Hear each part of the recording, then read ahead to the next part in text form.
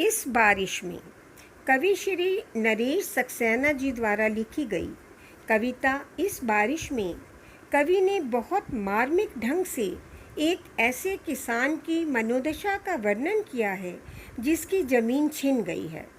बारिश के मौसम में जब बादल आकाश में घिरते हैं, उन्हें देखकर किसान खुश होने की बजाय आहें भरता है और शौक़ से यानी दुख से भरकर कहता है कि जिसके पास मेरी ज़मीन चली गई, ये बारिश, ये धरती की सौंधी महक भी उसी के पास ही चली गई है।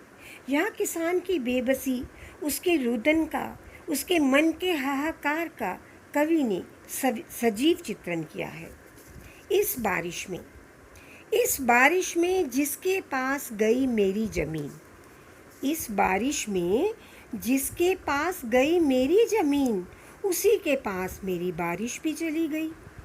इस बारिश में जिसके पास गई मेरी ज़मीन, उसी के पास मेरी बारिश भी चली गई। अब जब घिरती हैं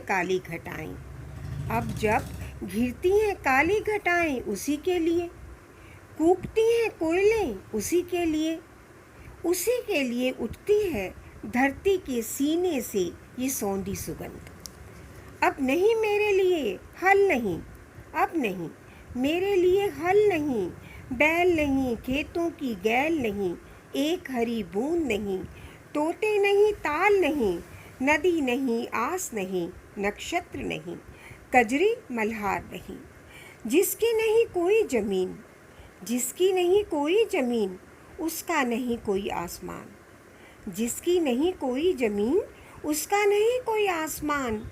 अगली फसल होते ही सब चुकता कर दूंगा, अगली फसल होते ही सब चुकता कर दूंगा।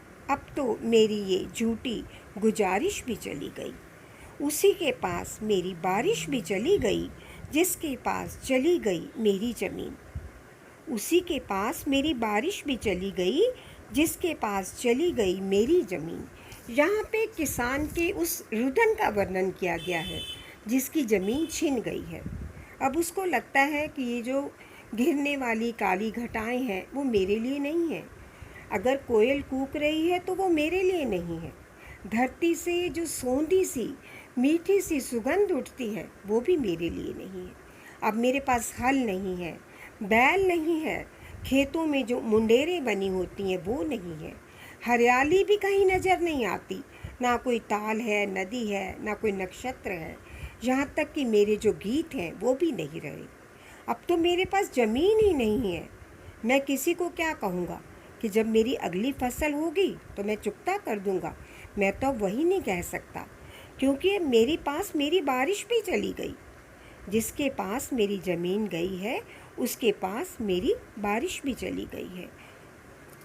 ये किसान के रुदन को प्रकट करती हुई बहुत ही मार्मिक कविता है।